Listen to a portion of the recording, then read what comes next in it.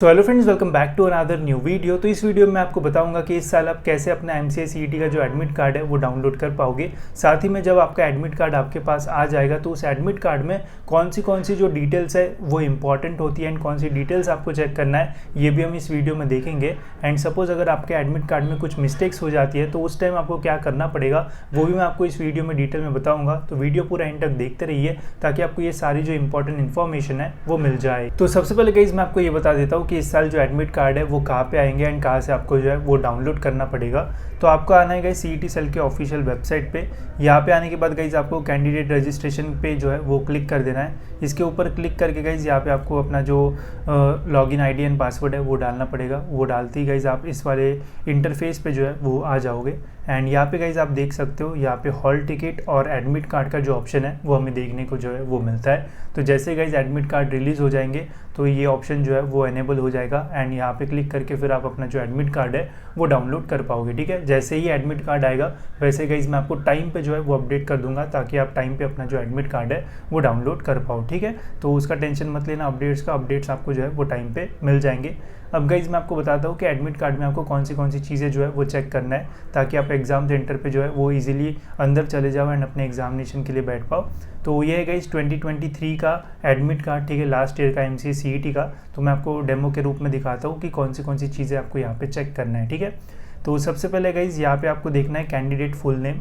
तो यहाँ पे गाइज आपको अपना पूरा जो नाम है वो अच्छे से चेक करना है। ठीक है, इसमें चेक करना कि कोई भी आपके जो स्पेलिंग मिस्टेक वगैरह है या फिर नहीं है। अगर कोई भी स्पेलिंग मिस्टेक वगैरह नहीं है तो कोई टेंशन लेने की ज़रूरत नहीं है, बहुत बढ़िया रहेगा। फिर गाइज यहाँ पे आपको एग्जामिनेशन का जो रोल नंबर है वो मिलेगा।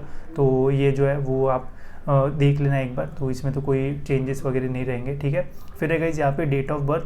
तो डेट ऑफ बर्थ भी जो है गाइज वो ध्यान से यहाँ पे जो है वो चेक कर लेना। ठीक है, अगर इसमें भी कुछ मिस्टेक होती है तो फिर आपको प्रॉब्लम हो सकता है, बिकॉज जब हम एग्ज़ाम सेंटर पे जाते हैं तो हमारा एडमिट कार्ड प्लस हमारा जो ID प्रूफ है वो चेक किया जाता है, उसकी जो डिटेल्स है वो मैच की जाती है, उसमें नाम और आपका डेट ऑफ बर्थ जनरली जो है वो देखा जाता है। तो ये दो चीज़ें जो है वो बहुत ज़्यादा मैटर करती है। अगर इसमें कोई भी मिस्टेक या फिर कोई भी गलत चीज़ आपने फिल की है तो फिर आपको जो है वो प्रॉब्लम हो सकता है। उसका क्या सॉल्यूशन रहेगा वो भी मैं आपको बताता हूँ। ठीक है, बट ये दोनों जो चीज़ है वो अच्छे से चेक करना। फिर यहाँ पे गाइज आपको अपनी जो एग्जामिनेशन डेट है वो देखने को मिलेगी। जैसे इस साल टेंटेटिव डेट जो है वो है 14। अब वो स्पेसिफिक डेट आएगी वैसे मैं आपको बताऊंगा। तो जो भी एग्ज़ाम डेट रहेगी वो आपको अपने एडमिट कार्ड पे जो है वो देखने को मिल जाएगी। फिर यहाँ पे एग्ज़ाम का टाइम रहता है। अब देखो गाइस स्लॉट वाइज एग्जामिनेशन होती है, मॉर्निंग स्लॉट होता है, फिर एक आफ्टरनून स्लॉट होता है। तो यहाँ पे आपको पता चलेगा कि आपकी जो एग्जामिनेशन है वो कब रहेगी। ठीक है, तो यहाँ पे रहेगा एग्ज़ाम टाइम। फिर है गाइस यहाँ पे reporting time and gate closure time. ठीक है, तो इसका मीनिंग क्या होता है वो भी मैं आपको बता देता हूँ।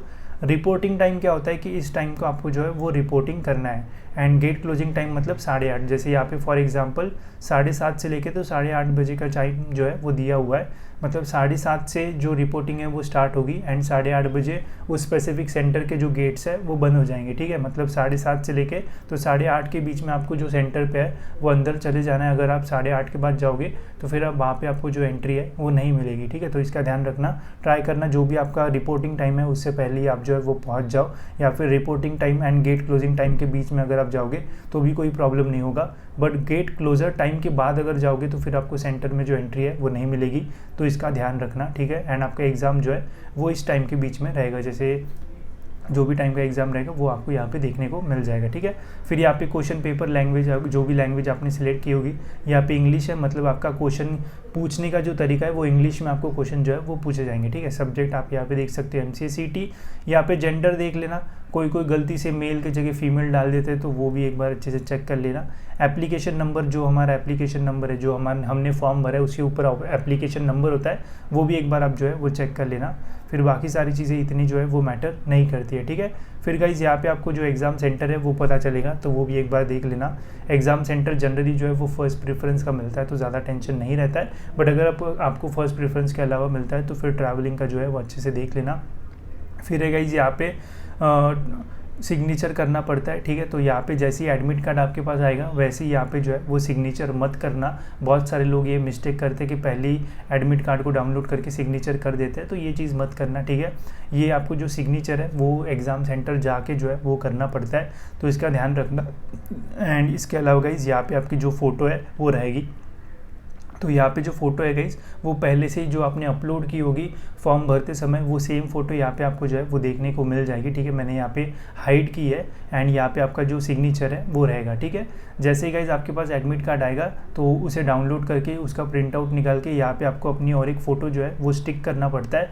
तो फ़ोटो स्टिक करके कैसा ओवरऑल वगैरह दिखता है, तो जब एडमिट कार्ड रिलीज़ हो जाएगा तब मैं आपको जो है वो बता दूंगा। ठीक है, तो उसका टेंशन मत लो, बस मेन चीज़ ये याद रखो कि नाम, डेट ऑफ बर्थ, जेंडर, ये चीज़ें आपको जो है वो अच्छे से चेक करना। अगर इसमें कुछ मिस्टेक होती है तो फिर आपको जो है वो फॉर्म भरना पड़ेगा जो कि होता है डिक्लेरेशन फॉर्म। ठीक है, वो कहाँ मिलेगा वो भी मैं आपको बताता हूँ। तो जब हमारा एडमिट कार्ड रिलीज़ होता है, अगर आपके एडमिट कार्ड में कोई भी मिस्टेक नहीं है तो आपको कुछ भी करने की ज़रूरत नहीं है, बस फ़ोटो चिपकाना पड़ेगा एंड सेंटर पे जाना पड़ेगा। ठीक है, एंड यहाँ पे फिर सेंटर में ही सिग्नेचर करना पड़ेगा। ठीक है, बट सपोज़ अगर आपके एडमिट कार्ड में कुछ मिस्टेक्स आपको देखने को मिलती है, जैसे स्पेलिंग मिस्टेक हो गई या फिर डेट ऑफ बर्थ में मिस्टेक हो गई, तो गाइज़ आपको जो एडमिट कार्ड मिलेगा उसी एडमिट कार्ड में गाइज़ यहाँ पे आपको एक जो लिंक है वो मिलेगी, click here to download the unconditional undertaking form. तो इसमें जो भी मिस्टेक होगी गाइज वो मिस्टेक आपको इस अंडरटेकिंग फॉर्म में जो है वो सही करके जो है वो फिल करना पड़ेगा एंड वहाँ पे आपको जो सिग्नेचर है वो करना पड़ेगा। तो अभी ये अंडरटेकिंग फॉर्म जो है वो बंद है, जैसे ही 2024 का एडमिट कार्ड रिलीज़ हो जाएगा तो तब ये न्यू अंडरटेकिंग फॉर्म जो है वो हमारे पास आ जाएगा।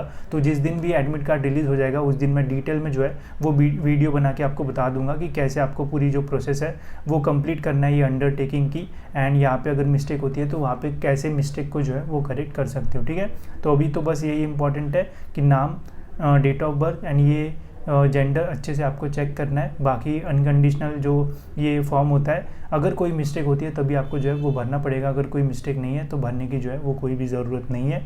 एंड जैसे इस साल का एडमिट कार्ड रिलीज़ होगा तो मैं आपको डाउनलोड करने की प्रोसेस भी बता दूंगा, साथ ही में फ़ोटो कहाँ पे चिपकाना है एंड सिग्नेचर वगैरह कैसे करना है वो भी मैं आपको बता दूंगा। इसके अलावा सेंटर में जाने के टाइम कुछ इंस्ट्रक्शंस रहते हैं कि कौन सी चीज़ें लेके जाना है, कौन सी चीज़ें नहीं लेके जाना है, तो वो भी मैं आपको जो है वो डिटेल में जो है वो समझा दूंगा, ताकि आपको एग्ज़ाम के टाइम पे कोई भी जो प्रॉब्लम है वो फेस ना करना पड़े। अभी के लिए तो यही चीज़ें जो है वो इंपॉर्टेंट है। इसके अलावा काफ़ी सारे स्टूडेंट ऐसे भी जिनका ये कहना है कि यार हमने फॉर्म भरते समय कास्ट डिटेल्स गलत डाल दी, या फिर घर का एड्रेस गलत डाल दिया, या फिर पासिंग ईयर गलत डाल दिया, तो वो बिल्कुल भी जो है वो मैटर नहीं करता है। बिकॉज आप देखो एडमिट कार्ड में 3 ही चीज़ें इंपॉर्टेंट है, candidate name, date of birth, gender, बाकी सारी चीज़ें तो वो एग्ज़ाम डेट वो सारी है। ठीक है, तो उससे आपको कोई भी प्रॉब्लम नहीं होगा, पासिंग ईयर वगैरह। उसका जो प्रॉब्लम है वो एडमिशन के टाइम होगा। तो जब एडमिशन प्रोसेस स्टार्ट होती है तो उस टाइम फिर से हमें जो फॉर्म है वो भरना होता है, तो उस टाइम आपको वो सारी जो मिस्टेक्स को सही है वो कर सकते हो, तो उसका टेंशन मत लो।